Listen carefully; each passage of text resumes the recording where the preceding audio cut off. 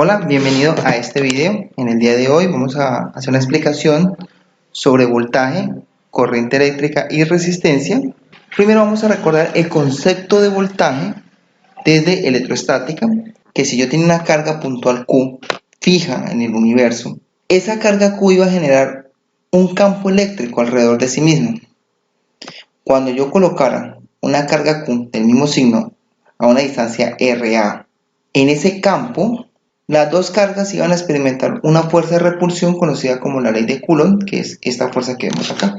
Entonces, si yo acerco esta carga Q minúscula a la carga fija, tengo que hacer un trabajo porque debo realizar una fuerza sobre la carga multiplicado por una distancia por coseno de un ángulo. En este caso vamos a suponer que el ángulo entre la fuerza y la distancia es 0, por lo tanto coseno de 0 daría 1. Entonces, el trabajo, el diferencial de trabajo, un pequeño trabajo para llevarlo a una pequeña distancia, sería el diferencial de la fuerza multiplicada por la distancia. Entonces nos podemos dar cuenta que ahí la única variable es la distancia. Ahora, si logro llevar esta carga Q a una distancia RB, paso de RA a RB, realizo un trabajo que se calcula con esa expresión, que es simplemente la integral de esta expresión. Sustituyendo eso lo vimos en nuestro curso de electrostática. Te voy a dejar el link de mi página para que puedas encontrar los videos de corriente eléctrica separados. También están los videos separados de electrostática, los de cálculo y bueno, así sucesivamente.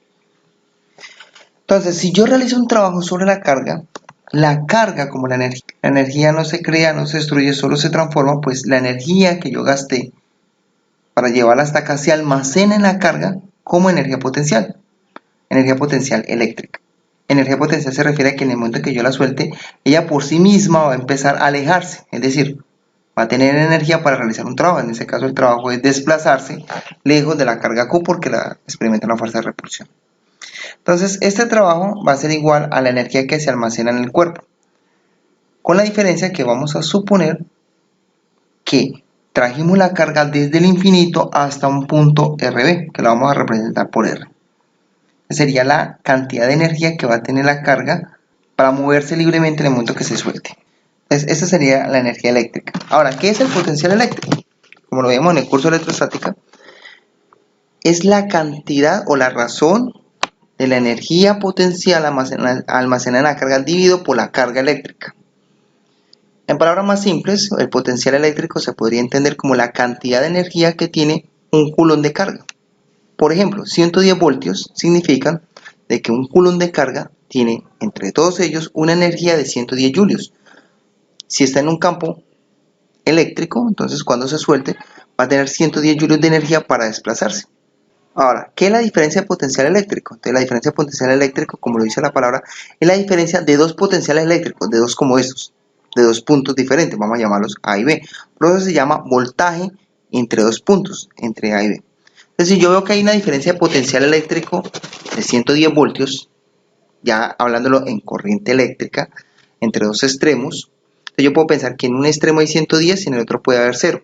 O en un extremo pueden haber 220 voltios y en el otro puede haber 110. Es decir, que en un extremo, cada coulomb tiene mayor energía eléctrica para desplazarse que en el otro extremo. Por así decirlo, si lo quiero hacer una comparación con la energía potencial gravitatoria, es como cuando un cuerpo está más arriba que otro.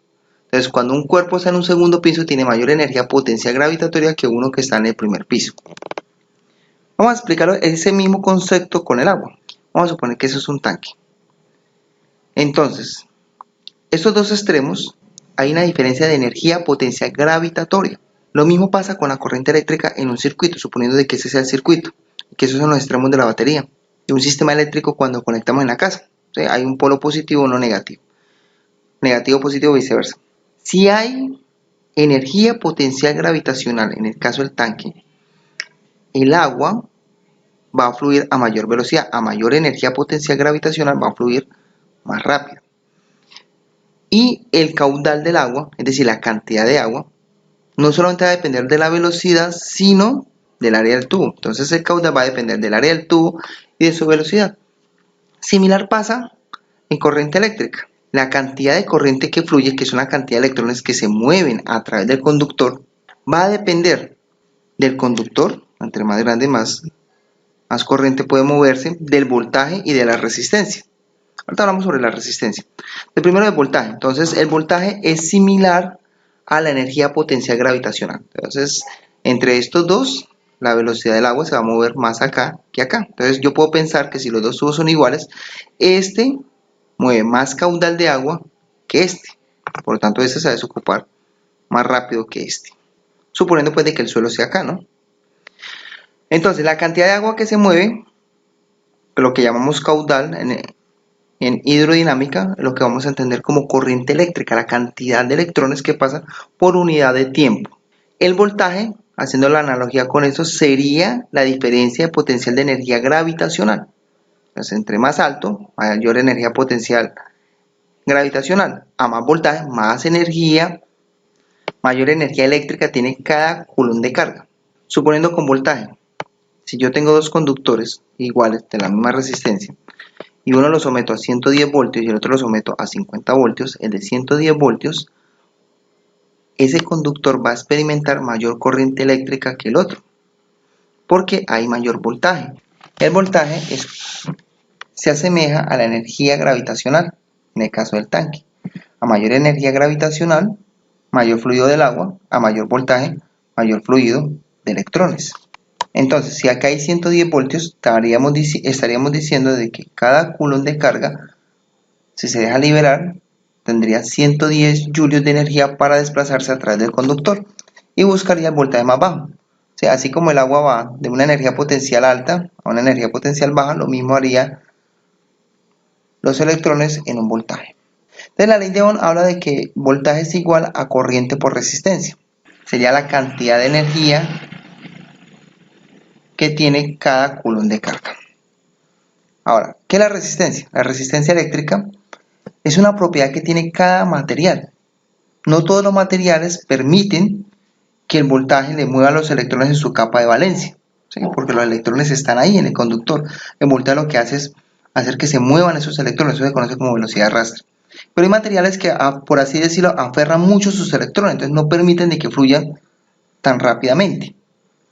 Por ejemplo, si yo tengo un alambre de cobre y lo someto en sus extremos a una diferencia de potencial eléctrico de 110 voltios, voy a notar que fluye corriente eléctrica.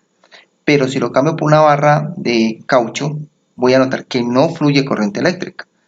Eso se debe a que la resistencia del material es muy alta, no permite que se muevan sus electrones.